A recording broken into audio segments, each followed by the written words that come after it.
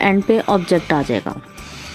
कैसे करना है उसका जुमला कैसे बना, ऑब्जेक्ट वर्ब की फर्स्ट फॉर्म। एग्जाम्पल देख लेते हैं इसकी। क्या बादल डू किसके सब्जेक्ट जोर से, तो इसके साथ इस जुमले के मुताबिक सबसे पहले हम कहेंगे, यहाँ पर लगा दिया हमने, मैं बना रही हूँ रेंज क्यों इस तरह से कर दूँ, क्या मूसलाधार बारिश नहीं होती है। चले हम कल हमने प्रेजेंट इंडेफिनिट के नेगेटिव सेंटेंसेस किए थे, आज हम प्रेजेंट इंडेफिनिट के इंटेरोगेटिव टेंस देखने जा रहे हैं। इंटेरोगेटिव का मतलब क्या होता है, सवालिया जुमले। कोई भी ऐसा जुमला जिसके अंदर कोई सवाल पूछा जा रहा हो, जैसे कि क्या तुम खाना खाती हो, क्या हम हर रोज़ वर्जिश करते हैं।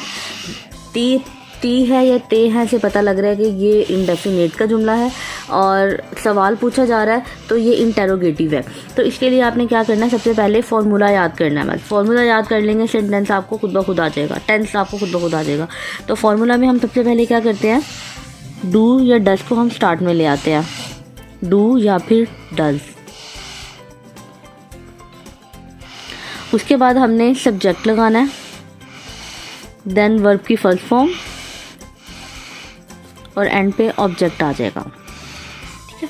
अब एक और भी होता है कि डबल इंटेरोगेटिव सेंटेंसेस होते हैं, वो आगे मैं आपको डिटेल से बताऊंगी, लेकिन उसके लिए एक और फार्मूला होता है। डबल इंटेरोगेटिव मतलब WH वाले वर्ड्स होते हैं। तो अगर हमारे पास कुछ इस तरह का सेंटेंस आ जाता है, तो हमने कैसे करना है, उसका जुमला कैसे बनाना है। पहले आपने WH वाला वर्ड लिखना है, फिर उसके बाद डू या डज आएगा,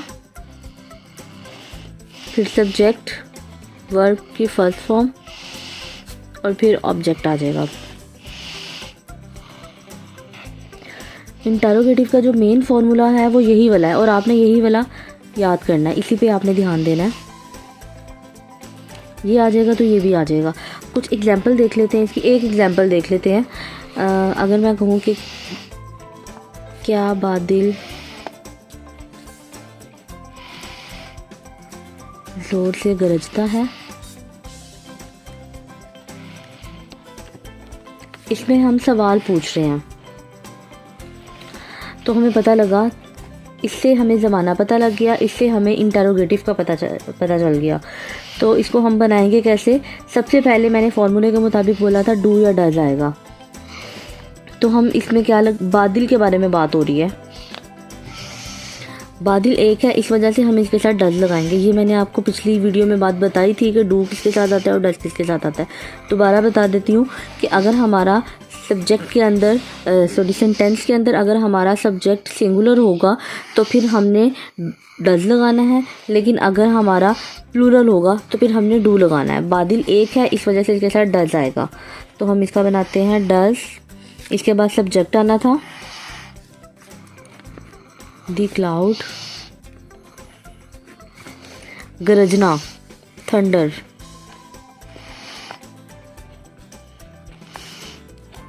डज द क्लाउड थंडर, क्या बादल गरजता है ज़ोर से। ये एक्स्ट्रा चीज़ है जो कि मैंने कल भी बात की थी कि हम एंड पे ले जाते हैं, लाउडली। और यहाँ पर एक मिस्टेक जो करते हैं 9th-10th के स्टूडेंट्स मोस्टली, कि इंटेरोगेटिव, जब हमें पता है कि इंटेरोगेटिव है तो एंड पे क्वेश्चन मार्क तो लाजमी आएगा। जब उर्दू में भी हम कोई जुमला लिखते हैं, सवाल किया जाता है, तो सवालिया निशान हम लाजमी लगाते हैं और इसके अच्छे खासे नंबर कटते हैं, तो ये बहुत ज़रूरी होता है। और एग्जामिनर पे इम्प्रेशन भी बहुत बैठ जाता है हमारा अगर हम ये नहीं लगाते तो। अब एक दूसरी चीज़ जो मैं आपको बताने जा रही हूँ वो ये है कि बाज़ दफ़ा हमारे उर्दू के सेंटेंसेस के अंदर सब्जेक्ट नहीं होता हमारा, तो उस सूरत में हमने क्या करना होता है, हमने इट से जुमला बना देना होता है। इसका मतलब ये है कि हमने सब्जेक्ट की जगह पर इट यूज़ कर लेना होता है। जैसे कि एक एग्जांपल है,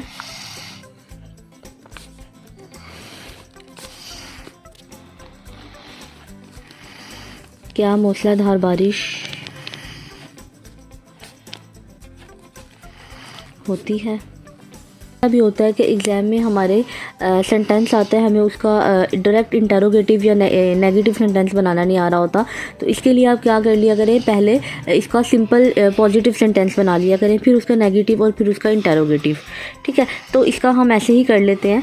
ये है तो बहुत ईजी, हम बना सकते हैं, लेकिन आसानी के लिए हम कर लेते हैं।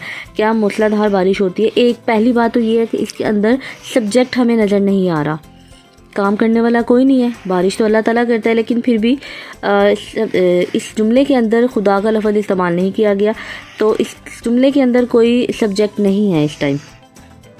तो बारिश होना जो है ये वर्ब है। होने को हम वर्ब भी कह सकते हैं, मेन ऑब्जेक्ट को हम बारिश भी बना सकते हैं।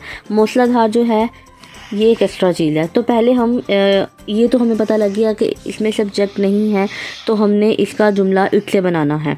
तो पहले हम इट के साथ इसका सिंपल सेंटेंस बनाते हैं। फॉर्मूले के मुताबिक सबसे पहले हम कहेंगे इट, सब्जेक्ट की जगह पर लगा दिया हमने। मैं इसका सिंपल बना रही हूँ, अभी मैं इसका इंटरोगेटिव नहीं बना रही, सिंपल सेंटेंस बना रही हूँ। It rains. रेन्स क्यों लगाया मैंने, क्योंकि बारिश जो है वो सिंगुलर सब्जेक्ट में आता है, इस वजह से हमने एस लगा दिया। इट रेन्स मूसलाधार हैवीली। It rains heavily. अगर मैं इसका नेगेटिव बनाऊँ अब तो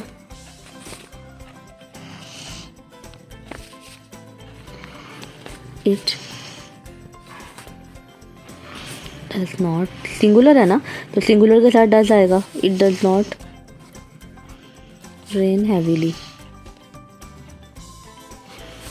अब अगर मैंने इसका इंटरोगेटिव बनाना होगा तो आपने सिंपल यहाँ पे डू हो या डज हो उसको जुमले के स्टार्ट में ले आना है। तो मैं यहाँ पर इंटरोगेटिव इसका बनाने जा रही हूँ। Interrogative does it rain heavily.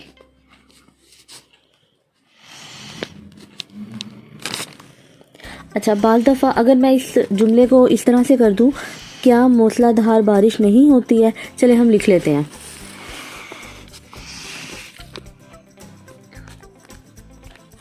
क्या मूसलाधार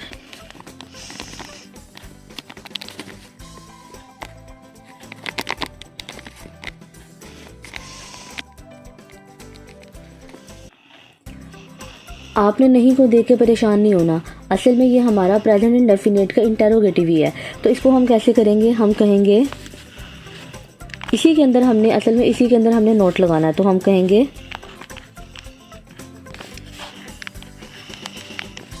does it not rain heavily. क्या बाहर बारिश नहीं होती है। यहाँ पे जो मैंने आपको कॉन्सेप्ट बताया है, यहाँ पर मैंने आपको एक इट का बताया है और एक ये बात बताई है कि अगर इंटरोगेटिव के अंदर भी नहीं आ जाए तो हमने डू या डज नहीं लगा देना। डू या डज एक ही दफ़ा स्टार्ट में ही आएगा, दोबारा नहीं आता।